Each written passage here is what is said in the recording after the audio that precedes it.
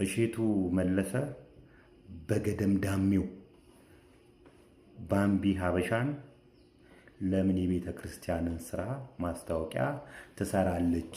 እኛ ቅዱሳኑ ያለን አይነት ወይም ደግሞ ቅዱሳኖች እያሉ ማስታወቂያ የሚሰሩ ቅዱሳኖች እያሉ ለምን እርኩሳን ይሰራሉ የምትመስል አስተያየት ሰጥቷል።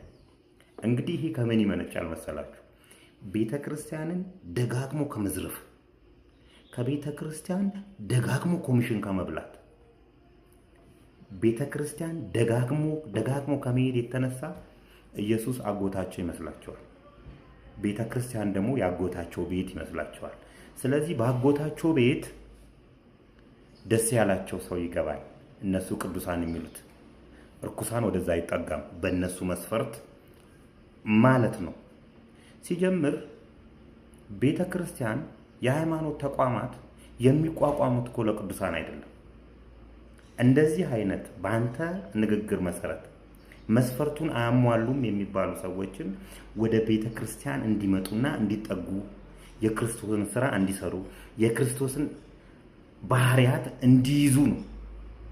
አንተ ባምቢ ሀበሻ እንደዛ አይደለችም ብለህ ካሰብ ወደ ቤተ ክርስቲያን አስጠግተዋት የቤተ ክርስቲያንን ነገር ቢያስተምሯት፣ እሷም የቤተ ክርስቲያን ማስታወቂያ ብትሰራ ምንድነው ኃጢአቱ ነው? ለዚህ እኮ ነው ብዙ ሰዎች ቤተ ክርስቲያን የሚመሽዋት። እኔ ኃጢአተኛ ከሆንኩ ወደ ቤተ ክርስቲያን እንድመጣ መገፋት ነው ያለብኝ እንጂ ከቤተ ክርስቲያን እንድርቅ በእንዳንተ አይነት ንግግር ማለት ነው። የግድ አንተ ነህ ኮሚሽን የምትበላው ሰውዬ፣ ደጋግመ ኮሚሽን የበላ ሰውዬ አንተ ነው ወደ ቤተ ክርስቲያን መሄድ ያለብህ። ክርስቶስ እነማንን ያከበረው? አረ ስብከት እያለኝ ነው ዛሬ። እነማንን ያከበረው